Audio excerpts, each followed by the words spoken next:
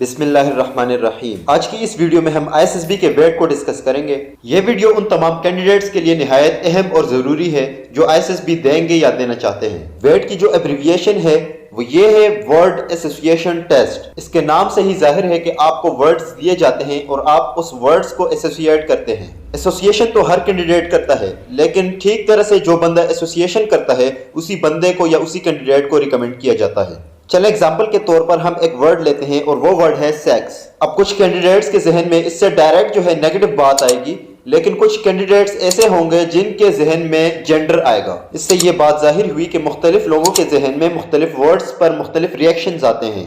ISSB में जो psychologist होता है वो इसी टेस्ट के जरिए से आपकी पर्सनैलिटी को एसेस करता है, और जिन जिन कैंडिडेट्स का वेट और सेंटेंस कंप्लीशन ठीक होता है तो फर्दर फिर उनकी असेसमेंट होती है। लेकिन जिन कैंडिडेट्स का यह टेस्ट ठीक नहीं होता, सेंटेंस कंप्लीशन और वेट, उसका फर्दर टेस्ट चेक नहीं किया जाता। चलें इसकी मैं एक आसान एग्जांपल आपको दे देता हूं कि वही कैंडिडेट आईएसएसबी को जाते हैं जो इनिशियल टेस्ट पास करते हैं, तो इसी तरह उन कैंडिडेट्स का पिक्चर स्टोरी और पॉइंटर स्टोरी का टेस्ट चेक होता है जो सेंटेंस कंप्लीशन और वर्ड एसोसिएशन टेस्ट में अच्छी परफॉर्मेंस दिखाते हैं। कुछ चीजें आपने याद रखनी है बिफोर गोइंग टू आईएसएसबी। सबसे पहले तो आपने वेट में लॉन्ग सेंटेंसेस से अवॉइड करना है। लॉन्ग सेंटेंसेस से मेरा मुराद ये है कि वो सेंटेंसेस जो आप टाइम के अंदर अंदर कंप्लीट नहीं कर सकते। अगर आप एक लॉन्ग सेंटेंस लिखेंगे तो एक लॉन्ग सेंटेंस लिखने की वजह से आपसे दो और सेंटेंसेस छूट सकते हैं। कोशिश करें वही सेंटेंस लिखें जो आप 8 सेकंड के अंदर अंदर कंप्लीट कर सकें। आपने इस बात से अवॉइड करना है कि आपके वर्ड एसोसिएशन में ज्यादा तादाद में फैक्चुअल रिस्पॉन्सेज, ऑर्डर्स, सजेशंस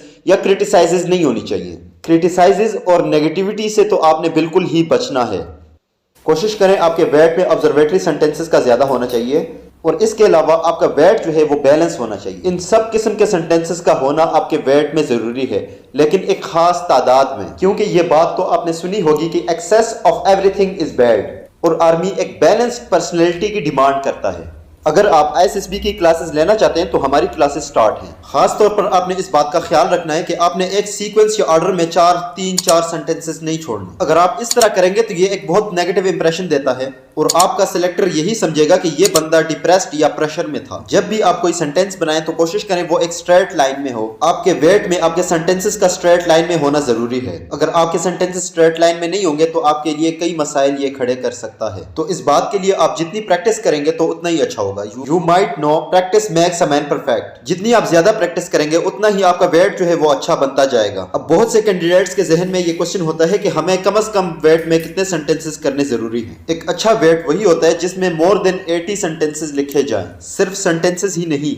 बल्कि आपने अपने आप को बैलेंस भी रखना है। एक बैलेंस पर्सनैलिटी आपने शो करनी है वहां पे। बहुत से कैंडिडेट ये ब्लंडर करते हैं और आपने कोशिश करनी है कि इस ब्लंडर से आपने अपने आप को बचाना है। जब एक कैंडिडेट से सेंटेंस मिस हो जाता है तो वो उस सेंटेंस के लिए जगह नहीं छोड़ता, बल्कि अपने ऑर्डर को खराब कर देता है। वो सारा सीक्वेंस जो होता है वो खराब हो जाता है। तो फिर जब आपका साइकोलॉजिस्ट आपका वेट चेक करता है तो उसके लिए बहुत मुश्किल हो जाता है। उसे ये समझ नहीं आती कि इस बंदे ने, इस कैंडिडेट ने इस वर्ड के साथ कौन सी एसोसिएशन बनाई है।